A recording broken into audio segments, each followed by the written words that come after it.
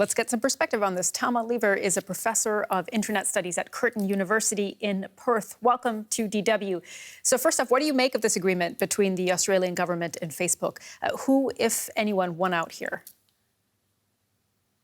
Well, I think both sides can claim to have won. I think the Australian government looks like it's managed to get Facebook to pay for news, which is unprecedented. And I think Facebook has held out long enough and played hard enough that while they will pay something, it's probably a lot less and may not set a precedent in the same way that people feared. OK, I'll come back to that question of precedent in a moment. But first of all, if you look at Facebook here, there's been a lot of talk about damage done to its reputation, not only in Australia. But do you think this actually will harm Facebook?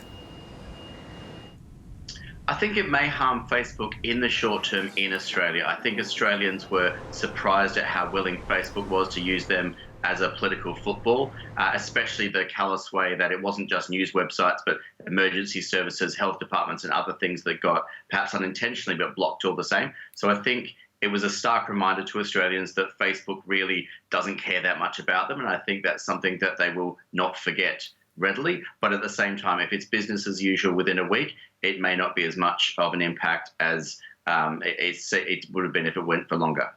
OK, so given that, how do you think this might be a precedent for the way that Facebook and other big tech giants and social media giants operate globally?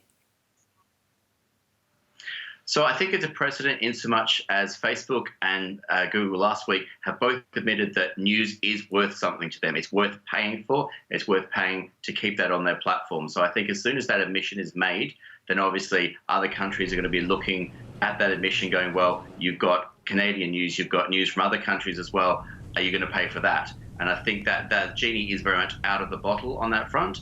But at the same time, I don't think the bargaining code is quite the template everyone was hoping for, because one of the main things that's happened here is the Treasurer has agreed not to use the bargaining code if Facebook strikes deals before the code becomes law. If you could look ahead for us, how do you see this relationship between social media companies and news outlets playing out? Oh, look, I think one of the real challenges here, and to some extent, news producers will become more dependent on the social media giants now because they will become part of their revenue stream. I do think that the news ecology needs to exist outside of the social media platforms, but at the same time, it's hard to see what that future is going to look like when advertising will remain predominantly flowing through the Google and Facebook, which hold 85% of the advertising market here in Australia. What role do media companies have to play here, if at all, in terms of not having engaged with users, perhaps, on some of these social media platforms a little bit earlier, before Facebook and Google started using that content so heavily?